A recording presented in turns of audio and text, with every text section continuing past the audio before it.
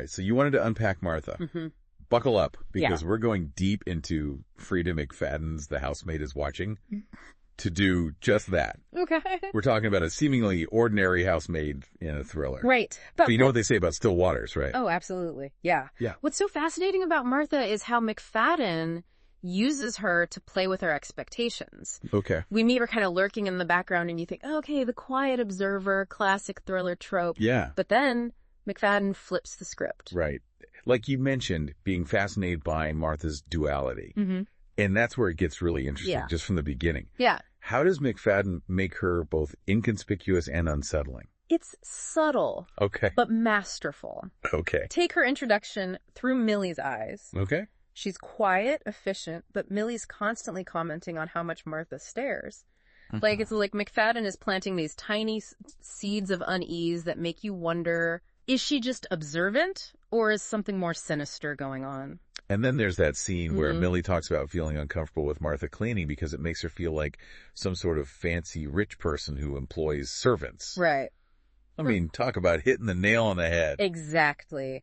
That line highlights the power dynamic at play, reminding us that Martha is constantly observing, analyzing, and potentially judging the people she works for. And remember, at this point in the story, we don't know her backstory. So it's easy to write her off as just a creepy employee. Right. But looking back, it's like McFadden is giving us a glimpse into Martha's inner world. Okay. Where she's already sizing up the Accardists, figuring out how she can use their privilege to her advantage. Okay, so we've got this foundation of quiet observation that's already making us a little uneasy. Mm-hmm. Then, boom, that letter in Act 2 drops, and it's like the floor disappears beneath us. The letter isn't just a plot device. It's McFadden giving Martha a voice. Okay. We go from observing her to understanding her past trauma, right, making her sympathetic even before the full scope of her actions is revealed. Totally. Suddenly, this woman, who we thought was just a background character, steps into the light, right, and she's carrying all this baggage. Yeah. It's heartbreaking, but it also makes her dangerous in a way we didn't anticipate. And that's where the moral ambiguity starts to get really interesting. Yeah. We learn that Martha is not who she says she is, that she's a survivor of horrific abuse. Right. And that she's been carefully constructing a new life for herself. Yeah. But at the same time, we discover that she's been stealing money from another family she cleans for, the Lowells. Right. So how do we reconcile those two sides of her character? That's the million-dollar question. On the one hand, we have a victim driven to desperate measures. Right. On the other hand, she's committing crimes. It's like McFadden is holding up a mirror to our own sense of morality and asking, okay, what are you willing to overlook when it comes to survival? And she's not giving us easy answers. Right. McFadden uses a technique called moral ambiguity to make us question who to root for. Okay. We're conditioned to sympathize with the victim, but what happens when that victim becomes the aggressor? Right. Can we still root for her then? It's brilliant and unsettling all at the same time. Yeah. I mean, I found myself rooting for her even when I knew what she was capable of. Exactly. And that's the power of McFadden's writing. She forces us to confront the gray areas of morality, to acknowledge that even the most sympathetic characters are capable of darkness. Right. And she does it while keeping us glued to the page. Which brings us to Act 3. Okay. Where things go from morally ambiguous to straight up intense. Right. Martha's not just trying to disappear anymore. She's got a plan. Right. And it's a doozy. And this is where her keen observation isn't limited to the Accardists. This is where her interactions with the Lowells, particularly Jonathan, become crucial to understanding her motives. Okay. You know that feeling when you're reading a thriller? Yeah. And you think you've got it all figured out? And then the author throws a curveball that completely changes your perspective. Right. That's what McFadden does in this next part. Absolutely. Remember that line Martha has? Okay. Where she talks about being falsely accused of stealing a ring? Yeah. It's subtle, but it reveals so much about her worldview. Right. She's already been burned by accusations, so it's almost like she's anticipating needing to justify her own actions later. It's like she's laying the groundwork, saying, hey, don't judge me until you know the whole story. Exactly. And boy, does that story get complicated. Yeah. We've got the secret room in the Accardi's house, which is creepy enough on its own. Oh, yeah. But then it turns out there's a similar hidden room in the Lowell's house. Right. And that's where things take a dark turn. That's where McFadden masterfully connects those seemingly disparate threads. Right. We've got Martha's past trauma, Yeah. her meticulous observations, and then this reveal about Jonathan Lowell and his abuse of young boys, including Millie's son. Yeah. It's like all the pieces of the puzzle click into place. Yeah. But the picture they form is much darker than we could have imagined. You're telling me. Yeah. It's one thing for Martha to be stealing money to escape her own abuser. Right. But to find out she's been watching Jonathan piecing together his crimes, Right. it adds this whole other layer to her motivation. Exactly. Suddenly, her actions become less about personal gain and more about protecting others. Okay. She's no longer just a victim or a thief. She's a vigilante, a protector, Yeah. albeit one with a very skewed moral compass. Which brings us to the central question of this whole deep dive. Okay.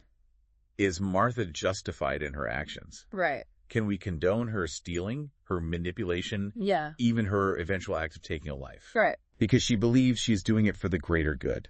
This is where McFadden really pushes us to confront our own values. Okay. It's not a black and white situation. Right. Yes, what Jonathan Lowell is doing is monstrous. Yeah. But does that give Martha the right to take the law into her own hands? It's that classic philosophical dilemma. Right. Does the end justify the means? Right. It's a question that has haunted humanity for centuries. Yeah. And McFadden throws us right into the thick of it with Martha's story. And remember, even as we're grappling with these big questions of justice and morality, Yeah. McFadden keeps us hooked with her masterful storytelling. Right. She knows how to build suspense, how to create these heart-stopping moments that leave you breathless. Oh, absolutely. Yeah. I mean, that scene where Martha confronts Jonathan, Right. I was on the edge of my seat, Yeah. even though I knew it was building to something intense. That's the thing about McFadden. Yeah. She doesn't shy away from the darkness. Yeah.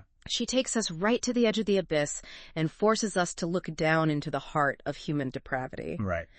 But she also shows us the incredible resilience of the human spirit. Okay. The lengths people will go to protect themselves and those they love, Yeah. even if it means crossing lines they never thought they would. And that's where the final act of the book really hits home. Mm-hmm. Martha might have escaped her abuser and built a new life for herself, Yeah. but the scars of her past are still there. Right. That final line, Yeah. I hope I never see him ever again. Right. It's chilling, you know? Yeah. It reminds us that trauma doesn't just disappear. Right. It stays with you, Yeah. shaping your worldview, Yeah. your relationships, your entire life. And it's a reminder that while Martha's story might be fictional, Right. the themes it explores are all too real. Right. Domestic abuse, Yeah. child abuse, the struggle for survival, Yeah. the moral dilemmas we face when we're pushed to our limits. Mm. These are issues that touch all of our lives in some way. Absolutely. But while Ada's story is heartbreaking Yeah. and adds another layer to the narrative, Mm-hmm. it's crucial to remember that Martha's journey is central to our deep dive. Right. Her final reflections, Yeah. those raw, unfiltered thoughts, Mm-hmm. give us more insight into her psyche than anything else in the book. Mm-hmm. They show us the woman behind the mask, Right. the survivor who's still haunted by the shadows of her past. Mm-hmm. It's like with Martha McFadden, doesn't just want us to read about her. Right. She wants us to climb inside her head Yeah. and experience the world through her eyes, Yeah. even though those eyes have seen some truly messed up stuff. It's that level of psychological depth Yeah. that makes McFadden's thrillers so compelling. We're Right. not just reading about events. We're exploring the inner lives of characters who are deeply flawed, Right. often broken, Yeah. but still trying to make sense of the world around them. And what makes Martha so fascinating Right. is that she refuses to be put in a box. Right. She's a victim, but she's also an aggressor. Mm-hmm. She's capable of great love Yeah. and terrifying violence. Right. And those contradictions are what make her feel so real, Yeah. so human. It's like she embodies that quote from Nietzsche. Okay. Whoever fights monsters should see to it that in the process he does not become a monster. When you gaze long into the abyss also gazes into you. Right. Martha stared into the abyss of human cruelty, Right. and it changed her. And that's what stays with you long after you finish the book. Right? Yeah. The questions it raises about the nature of good and evil. Right. About the choices we make when we're backed into a corner. Mm-hmm. about the price of survival. Exactly. McFadden isn't afraid to leave the reader with those unsettling questions. Right. In a way, she throws us back on ourselves. Right. What would we do in a situation like Martha's? Right. Could we escape the pull of the abyss? So to bring it all back to you, Yeah. our listener, why should this deep dive into Martha's character matter? Right. It's because her journey shines a light on those uncomfortable truths we often avoid. Mm-hmm. We like to think of good or bad as being clearly defined. Right. But Martha blurs those lines. Yeah. She makes us question everything. And in a world saturated with information, Right. being forced to confront those gray areas, Right. to think critically about our own moral compass, Right. that's more valuable than ever. Yeah, It's the kind of deep thinking that lingers long after the podcast is over. absolutely.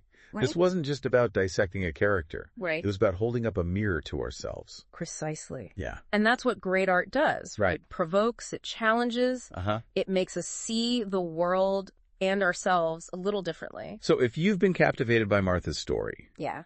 I highly recommend checking out Freida McFadden's other work. Yeah. Especially her books featuring Millie and Enzo. Mm-hmm. You'll find the same masterful storytelling. The same complex characters. Yeah. And the same spine-tingling suspense that keeps you hooked until the very last page. Oh, absolutely. And who knows, maybe we'll do a deep dive on another McFadden character soon. That would be fun. Until then, happy reading.